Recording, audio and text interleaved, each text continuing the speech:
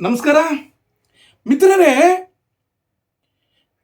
BJP ಹೈಕಮಾಂಡ್ಗೆ ದಮ್ಮಿಲ್ವಾ? ಪ್ರಪಂಚದಲ್ಲೇ ಅತ್ಯಂತ ಹೆಚ್ಚು ಸದಸ್ಯರನ್ನು ಹೊಂದಿರುವಂತಹ, ಪ್ರಪಂಚದಲ್ಲೇ ದೊಡ್ಡ ಪಕ್ಷದ ಹೈಕಮಾಂಡ್ ಇವತ್ತು ನಮ್ಮ ದೇಶದ ಪ್ರಧಾನಮಂತ್ರಿಗಳು, ನಮ್ಮ ದೇಶದ ಗೃಹ ಮಂತ್ರಿಗಳಾದ ರಾಜಕೀಯ ಚಾಣಕ್ಯ ಅಮಿತ್ ಶಾ ಅವರು ಮೋದಿ ಅವರಿಗೆ ಪಕ್ಷದ ಶಿಸ್ತನ್ನು ಉಳಿಸಲಿಕ್ಕೆ ತೆಗೆದುಕೊಳ್ಳುವಂತಹ ತಾಕತ್ತಿಲ್ವಾ, ದಮ್ಮಿಲ್ವಾ ಅಂತ ಜನ ಕೇಳ್ತಾ ಇದ್ದಾರೆ. ಪಕ್ಷದ ಹೈಕಮಾಂಡಿಯೇ ಶಿಸ್ತಿನ ಪಕ್ಷ ಎಂಬ ಪಕ್ಷದಲ್ಲೇ ಇವತ್ತು ಅಶಿಸ್ತು ತಾಂಡು ಮಾಡಲಿಕ್ಕೆ ಕಾರಣ ಏನು?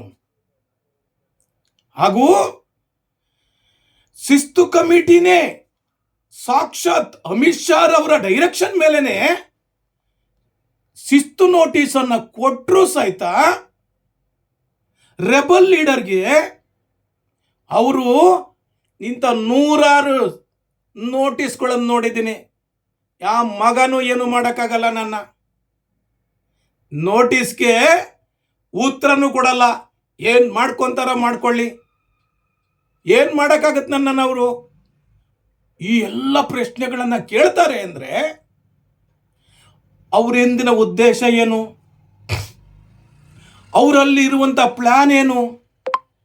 ಶಿಸ್ತು ಕಮಿಟಿ ಏನು ಮಾಡೋಕ್ಕಾಗದಂಥ ಸ್ಟೇಜಲ್ಲಿ ಇದೆಯಾ?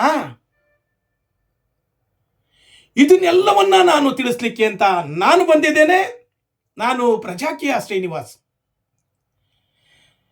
ಸ್ನೇಹಿತರೆ, ನೀವಿನ್ನೂ ನನ್ನ ಚಾನಲ್ಗೆ ಸಬ್ಸ್ಕ್ರೈಬ್ ಆಗಿಲ್ಲ ಅಂದರೆ ದಯಮಾಡಿ ಸಬ್ಸ್ಕ್ರೈಬ್ ಆಗಿ, ಹಾಗೂ ಈ ವಿಡಿಯೋವನ್ನು ಸಂಪೂರ್ಣವಾಗಿ ನೋಡಿ.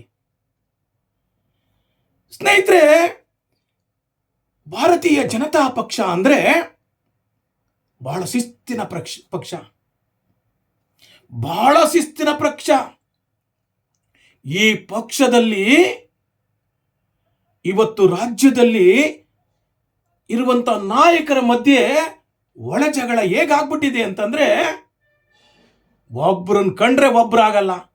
ನಮ್ಮ ಹಳ್ಳಿ ಕಡೆ ಹೇಳ್ತಾರಲ್ಲ, ಹಾವು ಮುಂಗ್ಸಿ ಟೈಪ್ ಆಗ್ಬಿಟ್ಟಿದ್ದಾರೆ.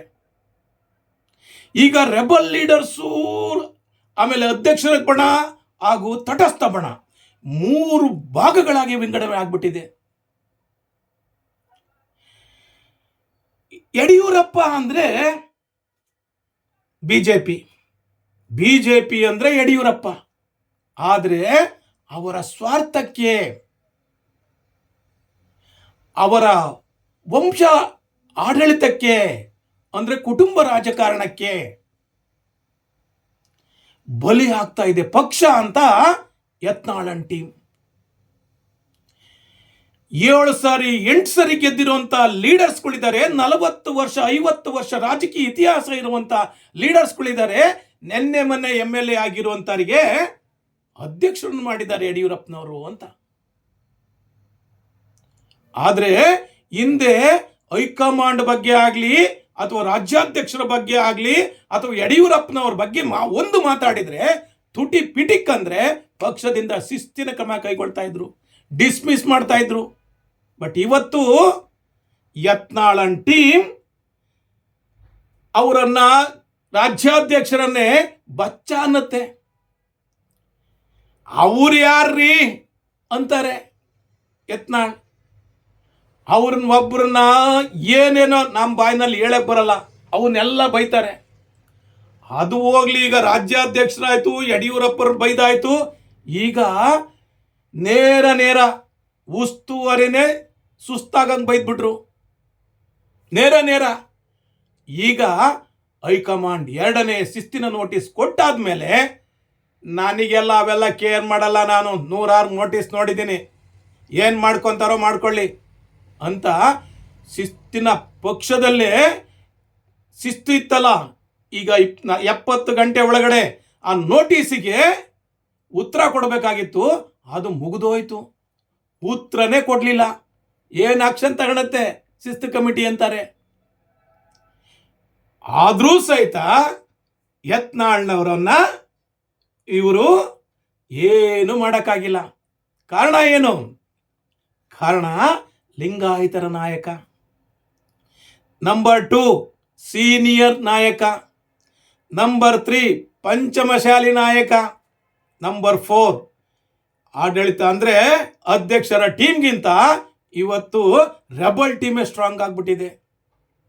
ಫಸ್ಟ್ ಒಬ್ಬರಿದ್ರು ಯತ್ನಾಳ್, ಆಮೇಲೆ ರಮೇಶ್ ಜಾರಕಿಹೊಳಿಯವರು ಸೇರ್ಕೊಂಡ್ರು.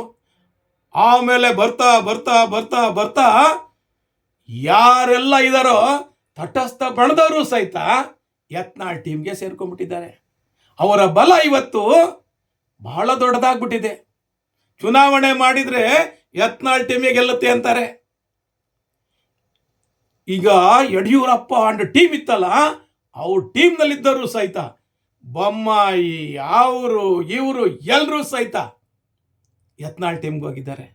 ಕಾರಣ ಏನಪ್ಪ ಅಂದರೆ ಈ ಯಡಿಯೂರಪ್ಪ ಮತ್ತು ಮಗನ ಮೇಲಿರುವಂಥ ಅಪಾದನೆ ಏನಪ್ಪ ಅಂದರೆ ಇವರು ಸ್ವಜನ ಪಕ್ಷಪಾತಿಗಳು. ನಂಬರ್ 2 ಅಡ್ಜಸ್ಟ್ಮೆಂಟ್ ಪಾಲಿಟಿಕ್ಸ್ ಮಾಡ್ತಾರೆ. ನಂಬರ್ 3 ಗೆಲ್ಲುವಂತರನ್ನ ಸೋಲಿಸ್ತಾರೆ. ನಂಬರ್ 4 ಯಾವುದೇ ಮಟ್ಟಕ್ಕಾರು ಇಳಿದು ದುಡ್ಡು ಮಾಡ್ತಾರೆ. ಇಷ್ಟೆಲ್ಲವಿದ್ರೂ ಸಹಿತ ಇವರನ್ನೂ ಇಳಿಸಕ್ಕಾಗ್ತಾ ಇಲ್ಲ, ಇವರಿಗೂ ಏನು ಮಾಡೋಕ್ಕಾಗ್ತಾ ಇಲ್ಲ. ಯತ್ನಾಳ್ ಅವ್ರದ್ದು ಒಂದೇ ಒಂದು ಗುರಿ, ವಿಜಯೇಂದ್ರನ ಇಳಿಸ್ಬೇಕು. ಇಳಿಸೋವರೆಗೂ ನಾವು ಬಿಡಲ್ಲ. ಅವರ ಅಧ್ಯಕ್ಷತೆಯಲ್ಲಿ ನಾವು ಯಾವುದೇ ಕೆಲಸ ಕಾರ್ಯಗಳನ್ನು ಮಾಡಲ್ಲ. ಈಗ ಹೈಕಮಾಂಡ್ಗೆ ಉಭಯ ಸಂಕಟ ಅಂತಾರಲ್ಲ ಹಾಗೆ, ಯಡಿಯೂರಪ್ಪರನ್ನೂ ಬಿಡಂಗಿಲ್ಲ, ಯತ್ನಾಳ್ ಅವ್ರನ್ನೂ ಬಿಡಂಗಿಲ್ಲ. ಯಡಿಯೂರಪ್ಪ ಅವ್ರ ಹಿಂದೆ ಬಹಳ ಲಿಂಗಾಯತರ ನಾಯಕರು ಇದ್ರು ಅಂತ ತಿಳ್ಕೊಂಡ್ಬಿಟ್ಟಿದ್ರು. ಆದ್ರೆ ಇವತ್ತು ಲಿಂಗಾಯತರ ನಾಯಕರೆಲ್ಲ ಯತ್ನಾಳ್ ಟೀಮ್ಗೆ ಶಿಫ್ಟ್ ಆಗಿಬಿಟ್ಟಿದ್ದಾರೆ.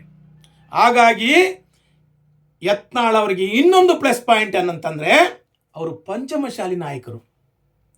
ಉತ್ತರ ಕರ್ನಾಟಕದಲ್ಲಿ ಅಂದರೆ ಕರ್ನಾಟಕದ ಮೂಲೆ ಬಹಳಷ್ಟು ಜನ ಲಿಂಗಾಯತರ ಮೆಜಾರಿಟಿ ಇದೆ. ಇಲ್ಲಿ ಇವರು ಸೌತ್ ಅಲ್ಲಿರೋರು ಯಡಿಯೂರಪ್ಪ ಅಂಡ್ ಟೀಮ್ನವರು. ಹಾಗಾಗಿ ಈ ಪಂಚಮಶಾಲಿ ಹೋರಾಟಗಾರಿತ್ತಲ್ಲ, ಅಲ್ಲಿಗೆ ಬಿಜೆಪಿಯ ರಾಜ್ಯಾಧ್ಯಕ್ಷರು ಹೋದ್ರೆ ಜನ ನೇರ ಮೇಲ್ಬೀಳಕ್ಕೆ ರೆಡಿ ಇದ್ರು. ಅಂದ್ರೆ ವಿಜಯೇಂದ್ರ ಅವರು ಬಹಳಷ್ಟು ದೂರ ಮುಂದೆ ಹೋಗ್ಬೇಕು. ಇನ್ನು ಈಗ ಪಂಚಮಶಾಲಿಗಳ ವಿರೋಧಿ ಅಂತ ಒಂದು ಅಣೆಪಟ್ಟು ಕಟ್ಕೊಂಡ್ಬಿಟ್ರೆ ಮುಂದಿನ ರಾಜಕೀಯ ಅವರಿಗೆ ಬಹಳಷ್ಟು ತೊಂದರೆ ಆಗ್ತದೆ ಅಂತ ಇವರಾಗೆ ಇವರು ಅವರನ್ನು ವಜಾ ಮಾಡಬೇಡಿ ಅನ್ನೋ ಸ್ಟೇಜ್ ಆಗಿದ್ದಾರೆ. ಡಿಸ್ಮಿಸ್ ಮಾಡಿ ಅಂತ ತಾಕತ್ತೇ ಇಲ್ಲ. ಯಾಕೆ ಹೇಳಿ? ಪಂಚಮಶಾಲಿಗಳನ್ನ ಬಿಟ್ಟು ಲಿಂಗಾಯತರಿಲ್ಲ. ಪಂಚಮಶಾಲಿಗಳೇ ಮೇಜರ್ ಆಗಿದ್ದಾರೆ ಲಿಂಗಾಯತ್ ಕಮ್ಯುನಿಟಿನಲ್ಲಿ. ಹಂಗಾಗಿ ಪಂಚಮಶಾಲಿಗಳನ್ನೆಲ್ಲರನ್ನೂ ಸಹಿತ ಯತ್ನಾಳ್ ಟೀಮಲ್ಲಿದ್ದಾರೆ. ಇವರು ಮತ್ತೆ ಹಿಂದುಳಿದವರು ಸಹಿತ ಅಂದರೆ ಕುಮಾರ್ ಬಂಗಾರಪ್ಪ, ರಮೇಶ್ ಜಾರಕಿಹೊಳಿ, ಬಹಳಷ್ಟು ಜನ ಇದ್ದಾರೆ ಹಿಂದುಳಿದವರು. ಹಾಗೆ ಮತ್ತೆ ಅದರಲ್ಲೇ ಸಬ್ ಕ್ಯಾಸ್ಟ್ಗಳಿದೆಯಲ್ಲ ಅವರೂ ಸಹಿತ ಇದ್ದಾರೆ. ಒಕ್ಕಲಿಗರ ನಾಯಕರು ಸಹಿತ ಇದ್ದಾರೆ. ಮಧ್ಯ ಕರ್ನಾಟಕ ಬಂದರೆ ಲಿಂಗಾಯತರು ಸಹಿತ ಅವ್ರ ಜೊತೆ ಇದ್ದಾರೆ. ಹಾಗಾಗಿ ಅವರ ಟೀಮೇ ಈಗ ಜಾಸ್ತಿ ಆಗ್ಬಿಟ್ಟಿದೆ. ಅವ್ರನ್ನೇನಾದ್ರು ವಜಾ ಮಾಡಿದರೆ ಅವರೆಲ್ಲ ತಿರುಗಿ ಬಿದ್ದುಬಿಡ್ತಾರೆ ಅನ್ನೋ ಭಯ ಬಿಜೆಪಿಗೆ. ಹಾಗಾಗಿ ಏನಾದರೂ ಮಾಡಿ ಸಂಧಾನ ಮಾಡೋಣ ಅಂತ ಇನ್ನೂ ಒಂದು ದಿವಸ ಅವರಿಗೆ ಅವಕಾಶ ಕೊಟ್ಟಿದ್ದಾರೆ. ಇವತ್ತೂ ಸಹಿತ ಅವರು ಬಂದರೆ ಅವರು ಒಂದು ಸಮಾಧಾನ ಮಾಡೋಣ ಅಂತ. ಬಟ್ ಯತ್ನಾಳ್ ಅವರು ಕೇರೇ ಮಾಡ್ತಾ ಇಲ್ಲ. ಈಗಾದ್ರೆ ಪಕ್ಷ ಉಳಿಯುತ್ತಾ? ಒಂದು ಖಡಕ್ ಡಿಸಿಷನ್ ತಗೊಳ್ಳಿಲ್ಲ ಅಂದ್ರೆ ಹೈಕಮಾಂಡ್ ಒಂದು ಸಣ್ಣ ಅಧ್ಯಕ್ಷರು ಮಾಡೋದಕ್ಕೆ ಬೇಕಾದಷ್ಟು ಲೀಡರ್ಗಳಿದ್ದಾರೆ ರಾಜ್ಯದಲ್ಲಿ. ಅದರಲ್ಲಿ ಯಾರಾದರೂ ಉತ್ತಮರನ್ನ ಸೆಲೆಕ್ಟ್ ಮಾಡಿ ಅವರ ಅಧ್ಯಕ್ಷತೆಯಲ್ಲಿ ಮುಂದಿನ ಸರ್ಕಾರವನ್ನು ರಚಿಸಬೇಕು ಅಂತ ಹೋರಾಟ ಮಾಡೋದು ಬಿಟ್ಟು ಇವರ ಮಧ್ಯೆ ಹೋರಾಟ ಮಾಡಿಸಿ ಹೈಕಮಾಂಡ್ ಏನು ಮಾಡ್ತಾ ಇದೆ ಅಂತ ಜನ ಮಾತಾಡ್ಕೊತಾರೆ. ಈಗ ಹೇಳಿ, ಹೈಕಮಾಂಡ್ ಮಾಡ್ತಿರೋ ಸರಿನಾ?